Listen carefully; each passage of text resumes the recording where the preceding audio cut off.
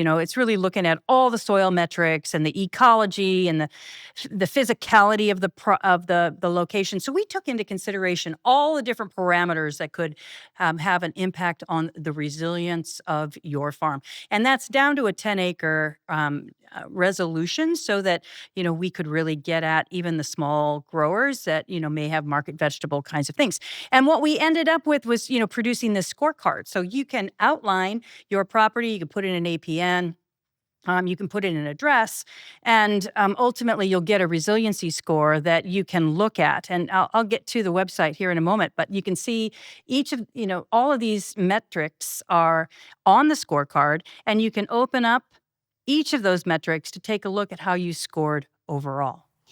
And you want people to know, right? This is really about how to empower owners, landowners, to Exactly. increase their resiliency. Because just because your score reads one way one season, within a season or two, you can dramatically change the Absolutely. resiliency. You absolutely could. Yeah, so we're working off of, known data here. And that's why we did end up changing the index slightly so that we could do some additional inputs.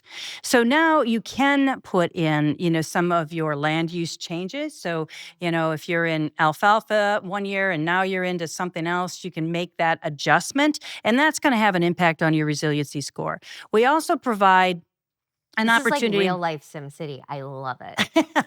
You can also input, if you happen to know that, that particular APN or that field has a 3.5% soil organic matter, and it's showing up through the databases because they tend to be more outdated than your up-to-date information, especially if you're, already monitoring such a thing. You could put in your own soil data. So at 3.5%, you'd be looking really good Yeah. from a resiliency perspective. So then Because the average is like what, 1%? oh, it's terrible. It is, yeah. Yeah, That's, a one percenter. that's 1%. Yeah, yeah. What is this guy over here? That tends to be more like a three and a half Three and a half percent. Yeah, percent. this is probably one, maybe 1.5, but Yeah. that's 3.5. So there's a big difference in carbon content there.